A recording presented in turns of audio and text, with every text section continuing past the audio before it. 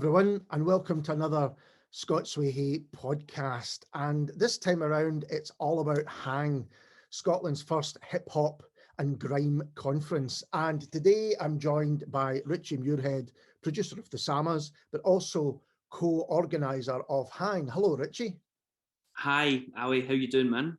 I'm well, thanks. And I'm really interested to hear more about Hang. So what can you tell us?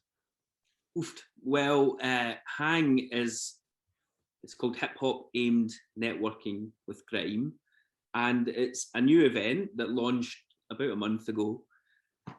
We've been organising it behind the scenes for over a year, conducting various focus groups with artists to understand the needs and to address some issues in the music industry and create opportunities. So yeah, we've been working alongside Creative Scotland, so it's a brand new event with SAMA and Creative Scotland.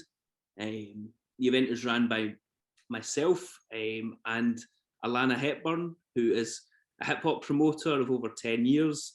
She's also part of my events team and has been for years. So it's Alana and I running it, and it's what turned out as research in the early stage. It kind of grew arms and legs, and now it's turned into a pretty large scale online hybrid conference. So yeah, it's quite an ambitious thing to do, but we really believe in it and think it's a really cool event. I'm happy to finally have it out in the public. When the idea first came up, was this pre-COVID and lockdown and everything, was this something that you wanted to do as a more normal event? Yeah, so there had been discussions between Creative Scotland and other organisations and individuals within the music industry about creating something new to support grime and hip hop in Scotland. And the chats really, they were going on for about a year and a half, and then all COVID happened, and we started to talk more about it. We wanted to bring something to life, and SAMAs, obviously we have the Hip Hop Music Award. We've had winners such as India Rose, Steg G, Kid Robotic.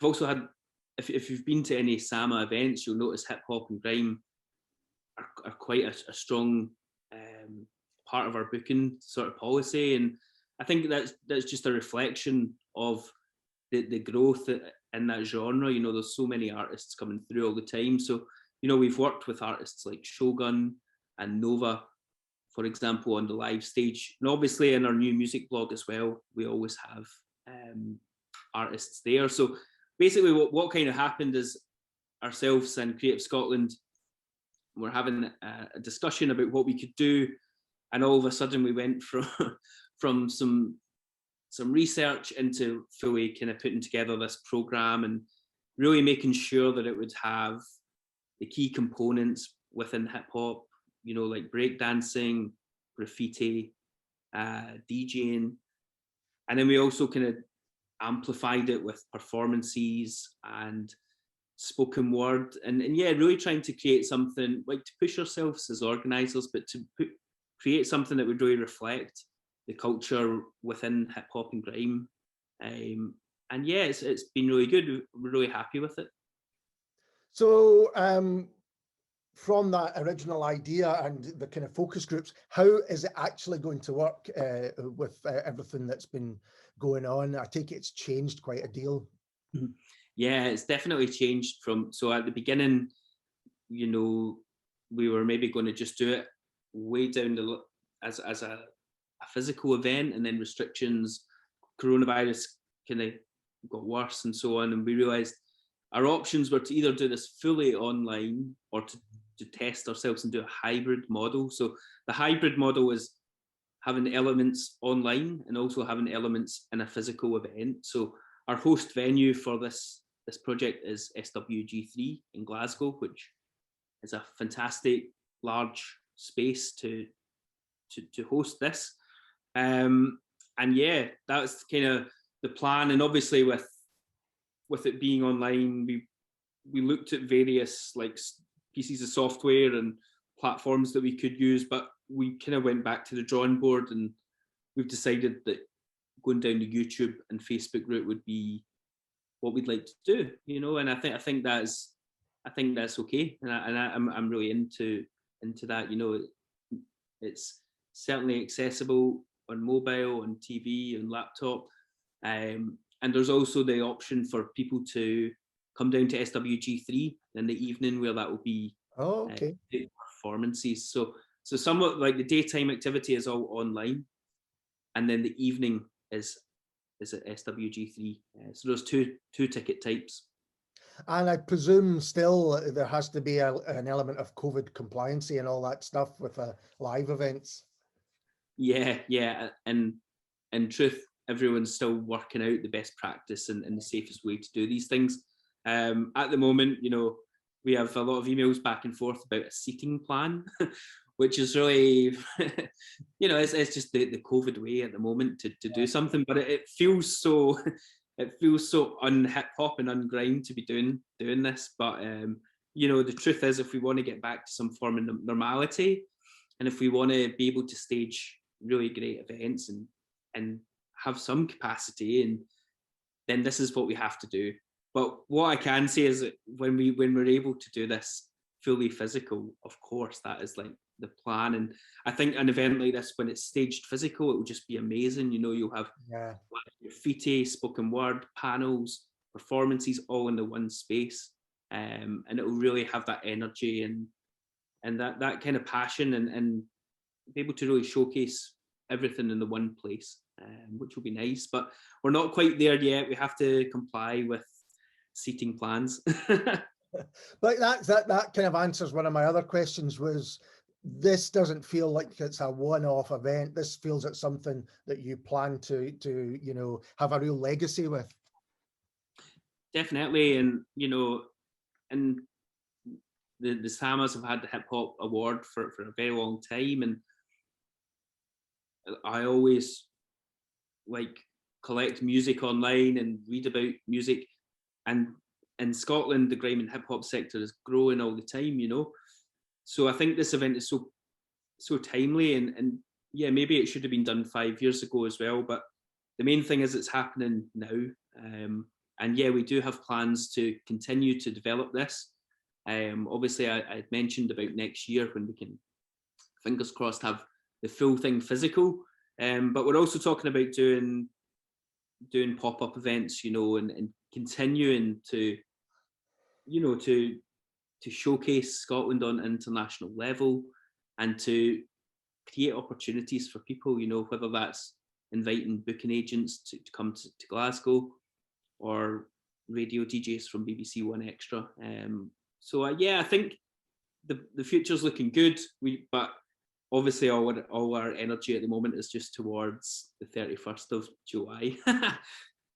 So, I mean, you mentioned panels there. Who is involved? Can you tell us some of the names that you've got coming along to speak? Yeah, of course. There's multiple panels in the event, you know, and they range from panels about radio, about what music platforms are out there to help move forward in your career, how to monetize your art, you know, how to make sure you're getting the royalties you can get, and getting partnerships with other brands and so on. But some of the kind of key speakers that we can identified at the beginning that we wanted and happily managed to confirm. We had Tiffany Calver, who's the host of the Rap Show on BBC Radio 1 Extra. Fliptrix, who is an artist and also runs High Focus Records. Henka, who runs a fantastic music conference in Rotterdam called New School Rules, which is centered on European hip hop and grime. And, you know, loads of Scottish organisations and artists are involved, you know, from Up to Standard, who're a fantastic music platform and studio, to Darren McGarvey, who's obviously a rapper and an Orwell Prize winning writer. So yeah, it's a really fantastic programme, and I think I think we've done okay putting it together. It's been tricky, you know, all the remote working and countless meetings to bring it to life, but it will certainly be worth it. And yeah, it's nice to finally get it out into the public. So that begs the question, how can people get involved and get tickets? What's the kind of practicalities of it? Yeah, so all the daytime activity is completely free, but we would encourage people to register so they have the full information. So you can register on, we have a full dedicated page to it, which is officialsama.com/hang. And yeah, you can find any kind of links to it across Official Sama on social medias as well. Excellent. It sounds brilliant. I'm really looking forward to it, Richie, to just get an event which is focused on hip hop and grime, which, you know, I can't remember happening before. So very exciting. Well, all the very best with it. And thanks for taking time out to have a chat about it today. Thank you. And we'll be back in a moment with one of Hang's very special guests, Jill Brown. So don't go anywhere. Hello, everyone, and welcome to the second part of our podcast related to Hang. You've just heard Richy Muirhead telling you all about it. And now I'm joined by one of the speakers of Hang, musician Jill Brown, who is the founder of Conviction Records. Hello, Jill. Hi there. Thank you for talking to me. Oh, it's a pleasure, an absolute pleasure. I guess we'll start out. You're going to be one of the speakers at Hang. Can you give, without giving anything away, kind of roughly what you're going to discuss? I guess it's related to Conviction Records, I presume. Yeah, so obviously I'm not a credible hip hop artist, so I was slightly alarmed when they asked me to take part. But I think my contribution will be about the importance of hip hop and grime and rap and MCing in prisons, because I do a lot of work in prisons. Well, I guess the next question is, tell us a bit about Conviction Records, because it sounds a fascinating project. Yeah, so I set it up at the end of last year, and really the idea came about because I was doing some songwriting workshops in Berlin, where I've done music work on and off for about a decade. And I was thinking about what the guys could do next when they got out of jail, and I realised that the opportunities for them who were talented and just in general are so few. So I then came up with the idea for a record label that would only sign ex-offenders. So I have the pleasure of telling lots of people that unless they have a criminal record, we're not interested. That's interesting. Have you had people get in touch just seeing the name Conviction Records thinking, oh, there's a new record label about, I'll approach them, and you've had to basically to say that? Yeah, I mean, I guess in music particularly, you always get opportunists, and you don't really get people that even read one line under, you know, on Instagram or whatever it is. So it always kind of amuses me, and it's quite satisfying when you say, which jail were you in? And you get a kind of strange response. So yeah, I think maybe we're one of the few record labels that will work with people that have a criminal background, and obviously we're solely for people that have a criminal background. And you said that you've been doing songwriting workshops previously. How have they gone? What's been your experience of those? They went really well. So I delivered those with a friend of mine called Matt, who's a community musician, and I just wanted to try it and see how it went. And I already knew that there was a wealth of talent in the jail, but they advertised them as songwriting workshops, and it just so happened that everyone came along with hip hop. So then you have to think, well, they know more about hip hop and they're better at, you know, rap, etc. than I am. I'm kind of an infant when it comes to the rap, and I'm never going to be a rap artist. But then, yeah, they were amazing, actually. They kind of led me, and then I realised that my contribution could be creating a melody around the rap and singing, which is not what they do. And it was really sort of touching, because they did about 5 different raps and we joined them all together. And then I wrote a melody which they all wanted to sing. I thought they're never going to want to sing this, and they all sort of got around the microphone and sang it together and recorded it. So it was great fun. So was there a real enthusiasm to be involved? Yeah, I mean, I guess music is quite magical in its ability to draw people together. And once you've established initially a relationship, you have immediately something in common. So they were really encouraging. I think I had one person that didn't come back, and I thought there would be a lot more. So I was really delighted with that, actually. Yep. And so the next step clearly was Conviction Records. How have you chosen people that you're hoping to release their music? Have you got to that stage yet? So we've got one artist that we would like to sign. We're raising funds just now. He's very talented, and we're in the throes of recording an EP for him. He's called Ryan, and yeah, he's really talented. So he's a singer-songwriter, so he's not typical of the guys that I was talking about. But I have a colleague that's responsible for A&R for the label that has worked with Sire Records and many famous people. He worked with Seymour Stein, that was his boss in the US. Right. So he immediately sort of leapt on Ryan and said he thought he was really Bob Dylan. So yeah, he's great. I think he's got a lot of promise. So you say there that you're fundraising. How are you raising funds? Is it kind of Kickstarter or that sort of thing? Well, we have used crowdfunder and various platforms, but now we're applying to kind of grant bodies and speaking to people that maybe have some cash they would like to use for philanthropic means. Mm-hmm. So I kind of think, I imagined Everest and now I've got to climb it.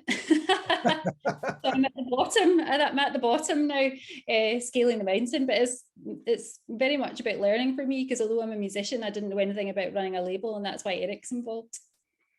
And I mean, you mentioned there that you're a musician in your own right. I think you had 3 singles out last year. Is that right? I think so. Yeah, I think you're right. Well, let me tell you, I think you did have 3 of them out. Yeah, no, I think you're right. Well done. So what? Tell us about your own musical life. How releasing your own records, and has that? I take it that's been something that you've been able to feed into Conviction as well.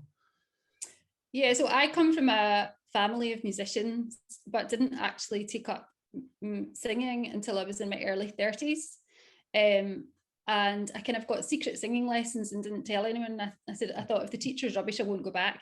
But so she was very encouraging. And from that, I've been doing music since then and working my way up the music industry ladder, and now working with some world-class musicians, really, who hide a lot for me and are very talented when it comes to production and things. And I'm recording a new track with a different producer next week in a slightly different style.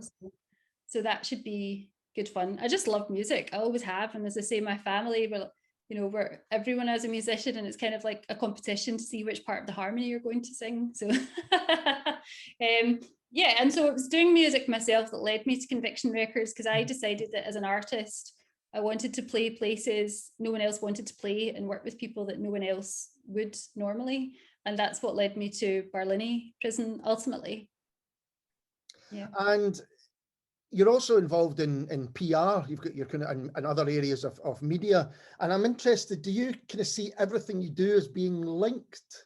I mean, certainly in terms of a record label, I can see how it would be something that you're, expertise that you're bringing. Yeah. I mean, I've thought about this. So my background is in television journalism. I used to be like a news presenter and reporter, which I always wanted to do, and then found I didn't much like it when I got there. So I sort of abandoned that. But I think storytelling is the common thread, and I use my skills in the media to promote the record label.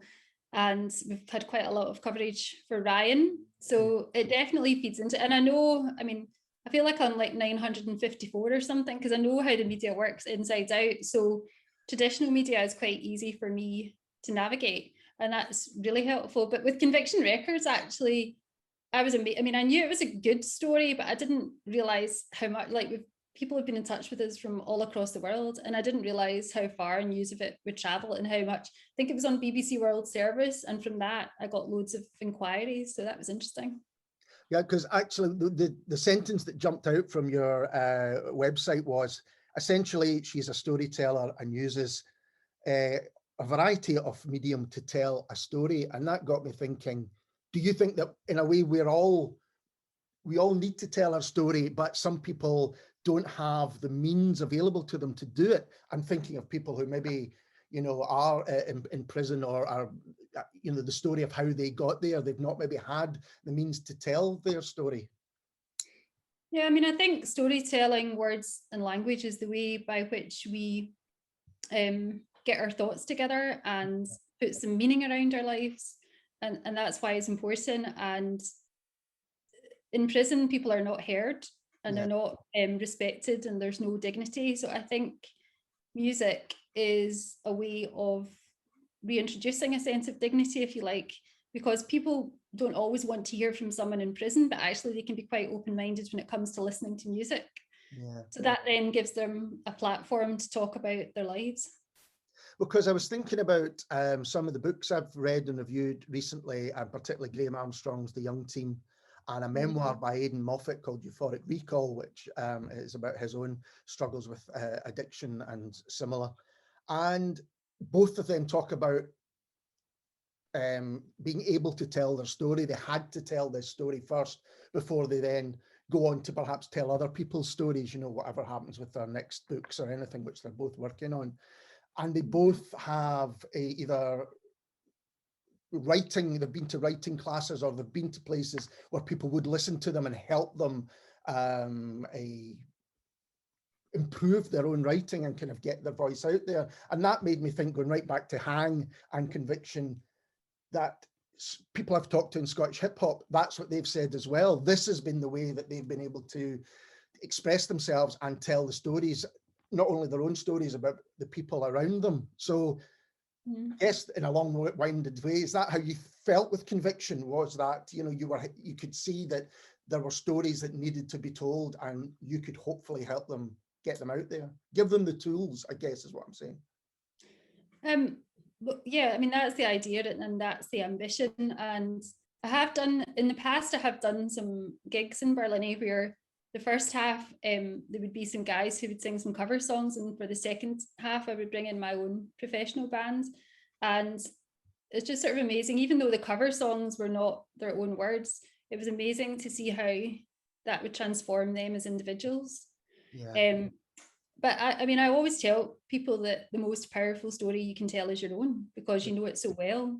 And I just think it's really important that people are heard. And the great thing now is that when I started doing stuff in jails, the climate wasn't really one of inclusivity, but now that is much higher up on the agenda. And I think people are more willing to think about maybe alternative means of helping people turn their lives around.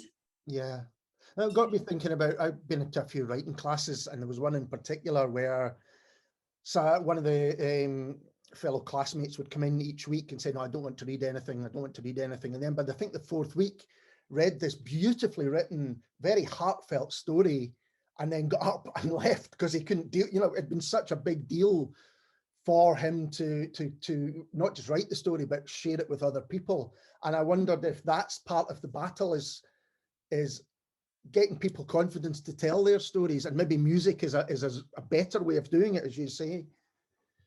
Yeah, I think there's something about music that's slightly detached. So it's different from standing up in a podium and just having the spoken words. Sure. So yeah, there is something, I think, that loosens the tongue when melody is applied to it, or rhythm, or whatever it may be. But for me personally, I think music has been and continues to be very therapeutic. And that's what I find when I work with people in a jail setting, that it's really therapeutic. And you've spoken about working in Berlin, but has it taken you to other jails as well? Have you been around the country or other? So I've just had a meeting with, I can't say too much just now, but a private prison, which is a really different environment. So yeah, I'd like to work, and I've had a Zoom call with a really interesting jail in England as well. Wow. So the jails are opening up. I don't think I've got any shortage of places to go and people to work with. Actually, this is something which has only just struck me, but in the last year, how has COVID and lockdown affected your ability to go into places like a prison where people are locked down all the time? Yeah, no, I mean, I haven't been able to go in at all. Right. In one sense, I've been quite preoccupied with the mechanics of launching the label, but right. I think all of us have maybe got a very small flavour of what it might be like to be shut in and incarcerated. And it's far from a holiday camp, because sometimes people will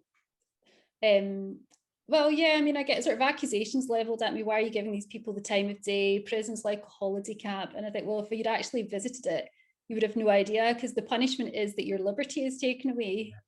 And we don't have any idea what that's like. No. So yeah, it's been very hard. I think for the people that run the prisons as well, just how best to deal with that situation. It's been hard for everyone. But if you think, you know, we didn't like being confined to our houses and our gardens, but can you imagine being confined to that cell for the duration?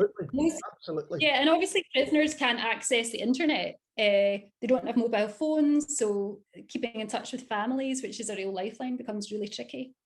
I mean, I started to complain about my daily walk that I'd suddenly done the whole of the south side of Glasgow and I was looking for someone. If it's basically a yard or whatever it might be, yeah, absolutely. It is interesting to, I mean, they're not comparable really, but we have all had what it's been like to be locked down, and for many of us, it's been a real struggle. Yeah, we've had a very small dose of it. Yes. So I kind of say to people, you know, we've had a brief introduction and a very diluted introduction. And I mean, a lot of the people in prison, probably the majority, have come from very chaotic backgrounds and traumatic childhoods. They've got mental health problems, they've got addiction problems. So they're only going to be amplified, things like mental health problems, obviously, during a period of lockdown. Yeah. So what are your plans for the future with Conviction? Can you make any at the moment? Well, obviously you mentioned Ryan, but what else have you got planned? Yeah, so we do get submissions from people. Thankfully, I have the buffer of Eric, so I don't decide, which is quite good, because because I know what it's like as an artist to contact people and be rebuffed. So we do always get back to people. So we're going through submissions, but there's a wealth of work to be done. There's, as I say, there's funding to be raised. There are conversations with jails to be had. We're looking at going back in to do workshops again. So as I said earlier, I've really got no shortage of things to do or people to work with. So it's nice to be in demand. And if one more person says to me, you've got a captive audience, honestly, it's like everyone says it like it's the first time. They're the first person who's ever thought of this joke. Yeah. And you mentioned that, you know, if anyone was watching this who was interested to help support you, how would they best do that? Well, they can do it in different ways. They can email me at jill@convictionrecords.org. On Instagram, I'm Jill B. Singer. We don't have a website yet. That's in the process. So probably social media is the best way to get in touch with me. And I have had some good old-fashioned letters as well, which is nice to get. Yeah. Absolutely. Yeah. Well, Jill, thanks so much for having a chat with me today. It's been fascinating and an absolute pleasure. No, thank you. It's been really lovely to talk to you. No problem at all, and all the best with Hang when it comes. And that goes for everyone, you know, do get involved with Hang, because it sounds like it's going to be a really interesting event. And we'll be back soon with someone completely different. Cheers.